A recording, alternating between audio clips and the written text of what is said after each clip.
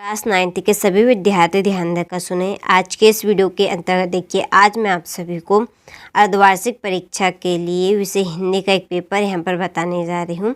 आप सभी को इस पेपर में ऐसे प्रश्न देखने को मिलेंगे जो आपकी अर्धवार्षिक परीक्षा में 100% आने के उनके चांस हैं। चलिए तो वीडियो को हम स्टार्ट करते हैं। तो देखिए, यहाँ पर हमारा पहला प्रश्न है कि सुमति कौन था। ठीक है, पहला क्या है हमारा कि सुमति कौन था। तो इसका आंसर आपका रहेगा आओ बा दोनों। एक लेखक का सह यात्री था और एक बौद्ध भिक्षु था। ठीक है, इसके बाद में दूसरा प्रश्न कि सलीम अली की पत्नी का नाम क्या था। तो इसका आंसर रहेगा आपका तहमीना। इसके बाद में है तीसरा प्रश्न कि साइलेंट वैली कहाँ स्थित है। इसका आंसर आपका रहेगा केरल में। ठीक है, चलिए तो स्क्रीनशॉट आप अच्छे से ले लीजिए यहाँ से। इसके बाद में है हमारा क्वेश्चन नंबर 4। तो देखिए क्वेश्चन नंबर 4 है कि तिब्बत में खेती की व्यवस्था देखते हैं। कौन देखते हैं? भिक्षुक। पांचवा है गुरुदेव शब्द किस भारतीय महापुरुष के लिए प्रयोग किया जाता है। इसका आंसर आपका रहेगा रविंद्रनाथ टैगोर। और छठा प्रश्न है प्रेमचंद जी कैसे साहित्यकार थे। तो इसका आंसर रहेगा आपका यथार्थवादी। तो स्क्रीनशॉट आप अच्छे से ले लीजिए। इसके बाद में देखिए हमारा अगला प्रश्न है रिक्त स्थानों की पूर्ति कीजिए। तो देखिए पहला है इसका कि शांति निकेतन की स्थापना टेडेडेस ने की थी। तो किसने की थी? इसका आंसर रहेगा आपका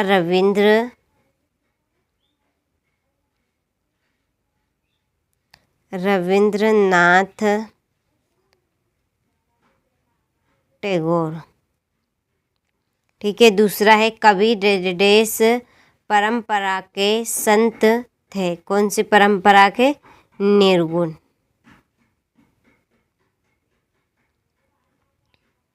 इसके बाद में तीसरा प्रश्न कि रसखान ने टेडेडेस छंद में रचना ये लिखी है। तो इसका आंसर रहेगा आपका सवैया। क्या आएगा इसमें? सवैया। ठीक है, चलिए तो स्क्रीनशॉट आप ले लीजिए या यहाँ पर मैं लिख देती हूँ सवैया। ये आपका तीसरे का आंसर है। ठीक है, चलिए अब हम क्वेश्चन नंबर 4 देखते हैं। तो देखिए क्वेश्चन नंबर 4 है यहाँ पे कि दावानल का अर्थ टेडेडेस है। तो इसका आंसर रहेगा जंगल की आग।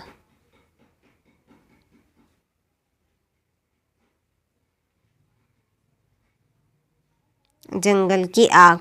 इसके बाद में पांचवा कि पत्थरों द्वारा पानी पीना में टेडेडेस अलंकार है। इसका आंसर रहेगा आपके पांचवे का, यहाँ पर मैं लिख देती हूँ मानवीकरण। ठीक है, चलिए फिर है छठा प्रश्न माँ अपने बच्चों का हमेशा टेडेडेस चाहती है। क्या चाहती है? कल्याण। ठीक है, चलिए तो स्क्रीनशॉट आप ले लीजिए अच्छे से। इसके बाद में है अगला प्रश्न सत्य असत्य छांट कर लिखिए। ठीक है, पहला है कि अलसी एक तिलहनी पौधा है। तो ये बात आपकी सत्य है। क्या सत्य? तो ये है सत्य। दूसरा है केदारनाथ अग्रवाल प्रयोगवादी कवि है।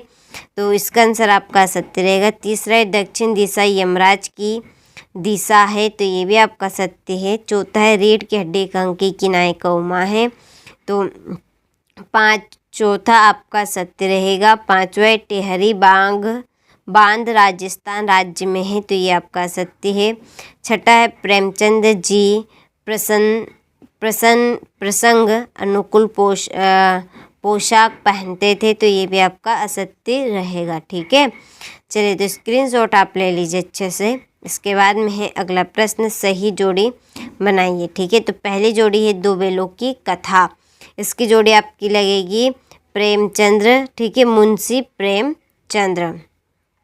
इसकी जोड़ी आपकी आएगी मुंशी प्रेमचंद्र। दूसरी रसखान लहसा की, यह आएगा आपका सवैया। और तीसरा है सांवले सपनों की याद। तो तीसरे की आपकी लगेगी जाबिर हुसैन। और चौथा है वाक की लगदात लगेगी आपकी जोड़ी।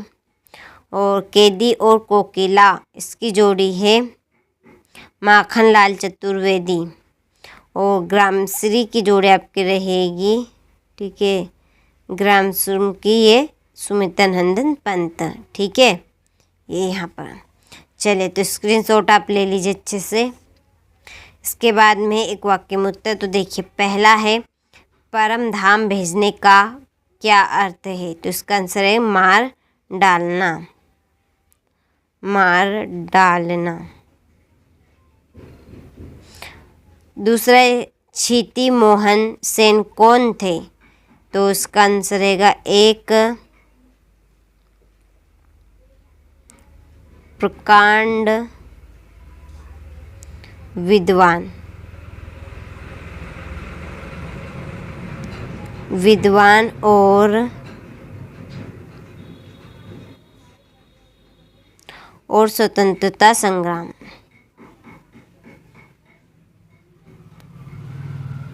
यहाँ पे आएगा आपका स्वतंत्रता, यहाँ पे चलिए यहाँ पे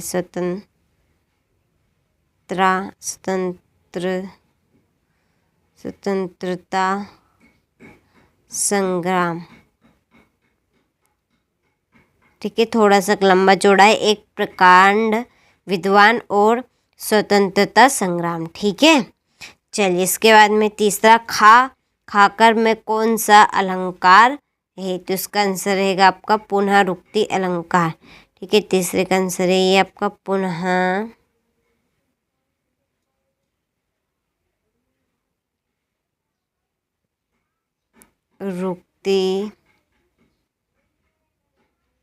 अलंकार, ठीक है। चलिए फिर एक चौथा प्रश्न, कवि ने जेल को किसका डेरा बताया है, तो इसका आंसर है आपका चोर और हवाओं का, चोर और हवाओं, ठीक है।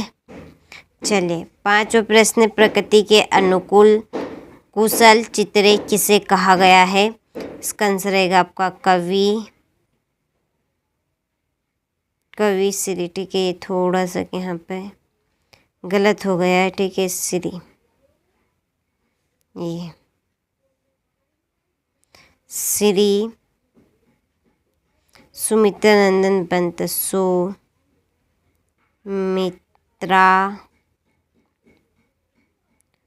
नंदन पंत, ठीक है। चलिए इसके बाद में छठा, कि वृंदावन क्यों प्रसिद्ध है, तो कृष्ण की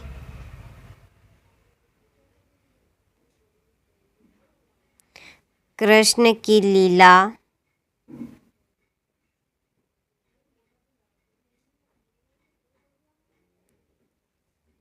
स्थली होने से, ठीक है, कृष्ण की लीला स्थली होने से। चलिए तो स्क्रीनशॉट आप ले लीजिए अच्छे से। इसके बाद में है क्वेश्चन नंबर 7, ठीक है, कवि ने कोकिला के बोलने के किन कारणों की संभावना जताई, ग्रामश्री कविता में किस मौसम के सौंदर्य का वर्णन है, प्रबंध काव्य किसे कहते हैं, इसके भेद बताए तथा उदाहरण दीजिए, रस की परिभाषा लिखते हुए बताइए कि रस को निष्पत्ति कैसे होती है, कांजी भोज में कैद पशु की हाजिरी क्यों ली जाती होगी, ठीक है। यहाँ से आप बाकी के प्रश्नों का अच्छे से स्क्रीनशॉट ले लीजिए और देखिए जितनी जल्दी हो सके उतनी जल्दी आप कंप्लीट कर लीजिए। इस तरह के आपको 2 पेपर दिए जाएंगे। आप सॉल्यूशन के लिए जो डिस्क्रिप्शन में नंबर दिए है आप उन नंबर से कांटेक्ट कर लीजिए, या चैनल पर जाएंगे तो चैनल 8 पे आपको एक नंबर मिलेंगे, आप उन नंबर से कांटेक्ट कर लीजिएगा। तो ये आपके टोटल प्रश्न हो चुके हैं, तो आप अच्छे से इनको कंप्लीट करें।